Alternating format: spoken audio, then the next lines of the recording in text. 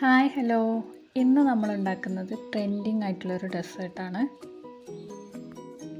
അതിനായിട്ട് ഞാനിതാ 2 നേന്ത്രപ്പഴം എടുത്തിട്ടുണ്ട് കേട്ടോ. അതാ ഇതുപോലെ നമ്മൾ പഴംപൊരിക്കൊക്കെ കട്ട് ചെയ്യില്ല, അതുപോലെ ഒന്ന് കട്ട് ചെയ്തെടുത്തിട്ടുണ്ട്.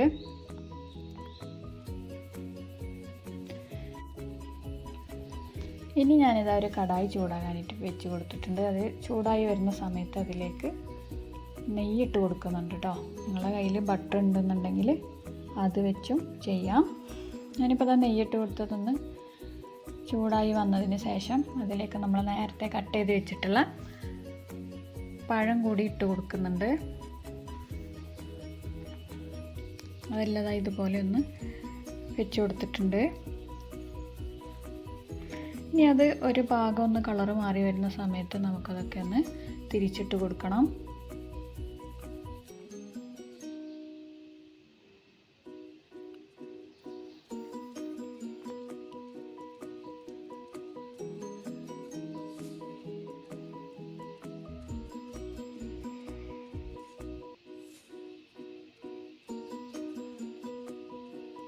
ഇതിലേക്ക് കുറച്ച് ഏലക്കായ പൊടിച്ചത് കൂടി ചേർത്ത് കൊടുക്കുന്നുണ്ട്.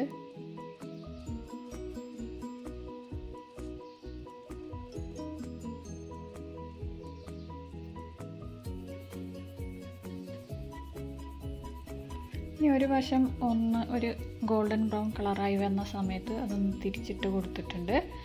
എന്നിട്ട് ഒരു 5 മിനിറ്റിന് ശേഷം ശർക്കര പൊടിച്ചത് കൂടി ഇട്ട് കൊടുക്കുന്നുണ്ട് കേട്ടോ. ഇനി നിങ്ങൾക്ക് പഞ്ചസാര വേണമെങ്കിൽ അങ്ങനെ ഇട്ട് കൊടുക്കാം. എന്നിട്ട് കുറച്ച് സമയം അങ്ങനെ ഇളക്കാതെ വെച്ചതിന് ശേഷം പിന്നെ നമുക്കതൊന്ന് ഇളക്കി കൊടുക്കണം. ശർക്കര മെൽറ്റ് അതൊക്കെ എല്ലാ സ്ഥലത്തേക്കും എത്തുന്ന പോലെ നന്നായിട്ടതൊന്ന് മിക്സ് ചെയ്ത് കൊടുത്തതിന് ശേഷം ഒന്നുകൂടി നമുക്ക്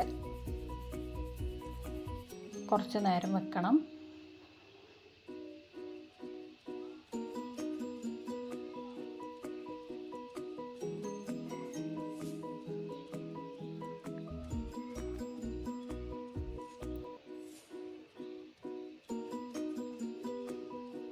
ശർക്കരയൊക്കെ പഴത്തിലൊക്കെ ഒന്ന് പിടിക്കുന്നത് വരെ കുറച്ച് നേരം ഒന്ന് വെച്ച് കൊടുത്താൽ മതി.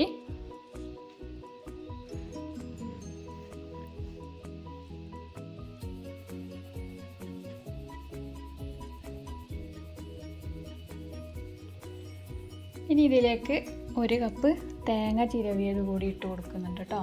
ഇതെല്ലാം കൂടി നന്നായിട്ടൊന്ന് മിക്സ് ചെയ്തെടുക്കണം.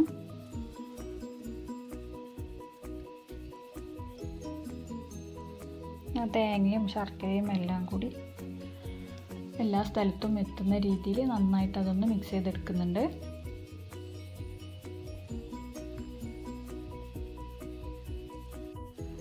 ഇത് കുട്ടികൾ സ്കൂളിൽ നിന്നൊക്കെ വരുന്ന സമയത്തൊക്കെ കൊടുത്തു കഴിഞ്ഞാൽ അവർക്കൊക്കെ നന്നായിട്ട് ഇഷ്ടപ്പെടും.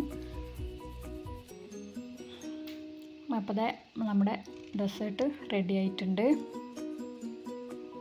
ഇനി അതിൻ്റെ മുകളിലേക്ക് 10 രൂപൻ്റെ ഐസ്ക്രീം കൂടി ഇട്ട് കൊടുക്കുന്നുണ്ട്.